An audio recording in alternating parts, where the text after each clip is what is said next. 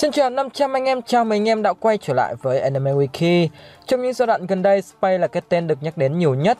Và cuối cùng ở manga Black Clover tuần này thì nhát súng bắt đầu trận chiến đã chính thức được bắn đi. Diễn biến trận chiến và có điều gì đặc biệt trong chương 274 Black Clover? Hãy cùng nhau khám phá nhé anh em.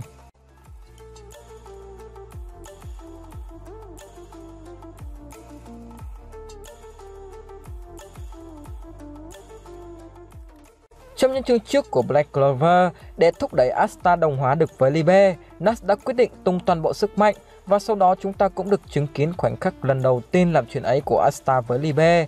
Tuy nhiên vì thằng đệ vẫn chưa thành thục quá trình đồng hóa với ác ma nên Nash đã quyết định để Asta ở lại luyện tập với Gimodelo. Trong tuần này, 274 mở đầu bằng khung cảnh Nash một mình quay trở lại Hoàng đô Clover. Sự thiếu vắng của Asta nhanh chóng thu hút sự chú ý và ngay lập tức các thành viên của nhóm đột kích thắc mắc về điều đó. Vẫn đánh đá như mọi khi, Jack the Ripper nhanh trí ổn định tinh thần các đồng dâm rằng cần méo gì thằng cu mồm to ấy, một mình anh dư sức cần tất cả.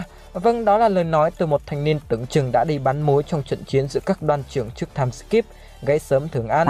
Kèo này qua Spy gặp phải non lạnh nùng thì chỉ có húc hành đi về thôi Jack ơi. Trong khung ảnh này chúng ta cũng nhận ra sự tương phản khá thú vị giữa Jack và Yami. Nếu họ là hai người bạn thân thiết hay đấu võ mồm, đều có xuất thân từ thành phần đặc biệt.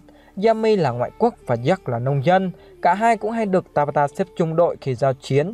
Nhưng nếu nhìn một cách tổng quát thì một người đang là đoàn trưởng của quân đoàn đứng thứ 2 vương quốc, còn một người thì đang ngự trị ở vị trí thứ 6. Và thứ tạo nên sự khác biệt đó chính là khả năng nhìn nhận con người của Yami. Thậm chí ở ngay thời điểm này, khi Asta từng nhiều lần lập công cho vương quốc, tận tay tiêu diệt ác ma tưởng chừng không thể đánh bại Jagret, và trong cuộc họp các đoàn trưởng, Nash cũng đã thẳng thắn khẳng định Asta chính là chìa khóa chiến thắng trong trận chiến lần này. Thế nhưng Jack vẫn coi thường và đánh giá rất thấp cậu bé.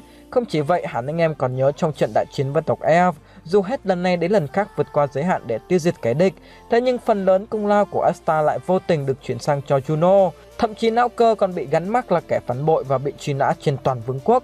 Đó là một hiện thực tàn nhẫn không chỉ riêng anime mà cả ngoài đời chúng ta vẫn hay thường gặp. Thế mới thấy, thứ được Nash gọi là sự công nhận quan trọng đến mức nào. Một anh hùng không thể mãi mãi cống hiến thầm lặng, và nếu muốn trở thành ma pháp vương, Asta phải có được sự công nhận ấy. Đó cũng chính là điều quan trọng nhất Julius từng nhắc đến. Dù sao thì càng ngày càng thấy đàn phó của chúng ta quá đặc biệt luôn, phải không anh em? Ở khung ảnh tiếp theo, đã lâu lắm rồi trong manga chúng ta mới thấy sự xuất hiện của nhóm Sally. Rất bất ngờ khi Julius chọn họ trong chuyến đột kích lần này. Dù sở hữu những cá tính có phần khác người và từng lầm đường lạc lối, nhưng họ đều là những nhân tài có thể trọng dụng.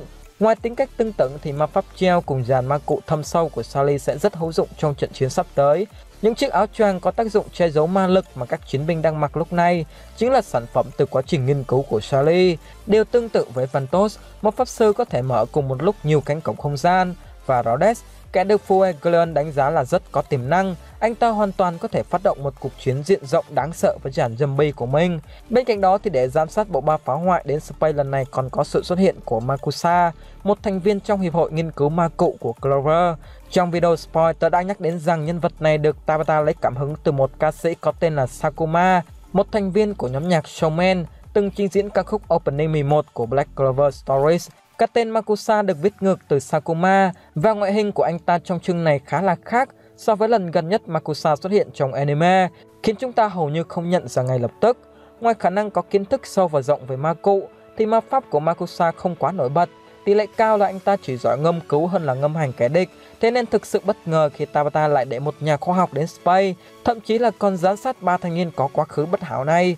Ở khung cảnh tiếp theo, điều chúng ta chờ đợi nhất đã đến, không phải giả thuyết hay những pha dự đoán thần sâu của Anime Wiki, mà nó chính là Thánh Sheke, chứng kiến khí thế chiến thắng ngút trời của các đồng đội. Dù cố gắng tối đa tránh ánh mắt của người khác, nhưng giữa một bầy vịt thì con Phượng Hoàng sẽ ngay lập tức bị chú ý. Sau trận đại chiến với Jagret, vì vô tình ôm trọn được vua trên tay, Sheke đã được thăng lên chức ma pháp kỵ sĩ thượng cấp hạng 1, ngang ngửa với chức vụ của một đàn phó. Thời tới đỡ không kịp, trong suốt 6 tháng time skip, thay vì luyện tập ma pháp, Sheke lại chìm đắm trong dàn harem để luyện tập độ dẻo dai đêm 7 ngày 3 vào ra không kể. Đó là một cuộc sống nhiều người mơ ước, nhưng người hùng thì phải tỏa sáng trong các trận chiến. Lần này đến Spy dẹp nhẹ cái hắc tam xong về quẩy thâu đêm với gái đẹp cũng được mà anh em nhỉ. Chứng kiến sự nôn nóng muốn tiêu diệt kẻ địch đến toát mồ hôi hột của Sheke, Jack nhẹ nhàng đến an ủi thằng đệ đừng quá căng thẳng, ai rồi cũng sẽ chết thôi, quan trọng là chú chết theo cách nào cho nó hoành tráng.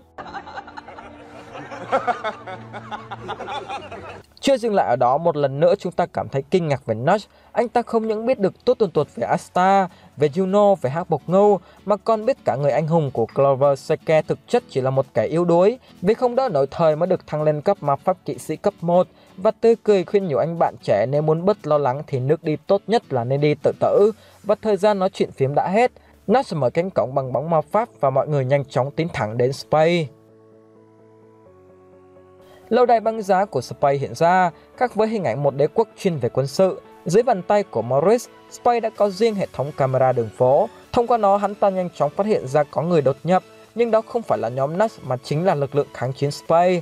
Đây cũng là một nước đi trong chuỗi kế hoạch lật đổ Hắc Tam của Nash. Quân cách mạng sẽ xuất hiện đúng vào thời điểm nhóm Clover tiến vào lâu đài, sau đó sẽ thu hút sự chú ý của Hắc Tam nhằm đánh lạc hướng chúng. Nói về lực lượng quân cách mạng, phần lớn thông tin về họ vẫn chưa được tiết lộ. Họ là những người từng phục vụ đức vua tiền nhiệm Lois và đều mang trong mình khát khao phục quốc vô cùng mạnh mẽ. Bên cạnh đó, họ cũng biết về sự tồn tại của Juno, và nếu tiêu diệt Hắc Tam thành công, lực lượng này chắc chắn sẽ tôn Juno lên làm đức vua. Ngoài ra, trong câu thoại này, nhóm quân cách mạng chỉ nhắc đến việc Zenon đã tiêu diệt quốc vương Lois mà không hề nhắc đến việc mẹ Juno đã chết.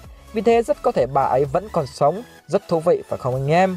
Quay trở lại với chương truyện, cùng thời điểm quân cách mạng giả bộ khiêu khích chủ tịch thì nhóm Nash đã đột nhập vào lâu đài. Họ nhanh chóng tản ra tìm kiếm Yami và William. Mỗi người sẽ có một nhiệm vụ riêng. Nash cũng nhanh chóng tìm kiếm chiếc máng mà anh ta hứa sẽ dọn sẵn cho Asta. Tuy nhiên, ngay lúc đó từ dưới mặt đất một thứ gì đó đang động đậy, khiến mọi người kinh hoàng tột độ. Đó chính là ma thần, sinh vật tưởng chừng chỉ là cái xác vô hồn đã thức giấc. Khi so sánh con quái vật này với ma thần Lich năm xưa, chúng ta sẽ thấy cả hai có ngoại hình tương tự nhau, 4 tay 3 mắt 2 sừng. Nó to đến mức trong chớp mắt, tưởng chừng cả kinh thành Space thu bé lại, mà chỉ cần một cái quạt tay của ma thần là sẽ đi tòng tất cả. Đối diện với sự khủng hoảng của người dân Space, Zenon lạnh lùng xuất hiện. Dù hôm nay sự ngô loi ấy có vẻ không được hoàn mỹ cho lắm, vì hắn ta vừa ăn phải cú lừa từ Nash mà chẳng hề biết. Zenon nói rằng con ma thần kia chính là thứ bọn chúng đã chuẩn bị để tàn sát tất cả con người xung quanh lâu đài, và chỉ những ai sống sót mới xứng đáng trở thành công dân Space. Trong video trước, tôi đã nhắc đến lý do vì sao Morris có thể tạo nên ma thần. Thế nhưng giờ đây, thứ khiến chúng ta tò mò hơn cả là ai là người đã trở thành nó. Anh em đừng nói với tớ là Lysita nhé. Cùng lúc đó, bên trong lâu đài, nhóm Nash vẫn đang miệt mài lùng sục. Nếu Yami còn hút thuốc, chắc hẳn quá trình tìm kiếm sẽ diễn ra nhanh hơn. Chỉ tiếc là đan trưởng của chúng ta hiện giờ đang ngất ngây như con gà tây mất rồi. Trước sự xuất hiện của ma thần, các pháp sư Clover nhanh chóng nhận ra âm thanh và nguồn ma lực kỳ lạ. Tuy nhiên, với ánh mắt lạnh lùng như mọi khi, Nash nhẹ nhàng nói rằng mọi người chắc chắn sẽ ổn thôi. Cùng lúc đó thì một tiếng động như tiếng sấm vang lên. Đó chính là cú đấm của Mereoleona vào mặt con ma thần. Chị Đại đã chính thức tái xuất sau time skip với không có quá nhiều thay đổi, ngoại trừ tính chó điên có lẽ đã được tăng lên gấp bội. Chương 274 cũng kết thúc ở đây. Đây là một chương không có quá nhiều thông tin hấp dẫn, nhưng nó là dấu hiệu cho bước đột phá ở chương 275. Trong chương sau, nhiều khả năng Nash sẽ giáp mặt với Zenon, vì cả hai đều đang hướng đến căn phòng triệu hồi Killerford. Với tính cách kiểu anh đã tính hết rồi cùng vẻ mặt đầy tự tin này của Nash, thì tớ nghĩ rằng chị Đại sẽ hạ đẹp con ma thần kia, hoặc ít nhất là sẽ câu kéo đủ thời gian để cuộc đột kích hoàn thành. Bên cạnh đó thì Vanica từ đầu đến giờ vẫn chưa xuất hiện. Cô ta đã hoàn toàn im bặt khi The Hurt trở về. Rất có thể trong chương sau chúng ta sẽ biết được một vài thông tin về ma pháp tối thượng của Noel, cùng với sự trở lại và ăn hại hơn xưa của Vanica. Và video của tớ xin được kết thúc ở đây. Cảm ơn anh em đã lắng nghe đến giây phút này. Xin chào và hẹn gặp lại anh em trong những video sau của Anime Wiki.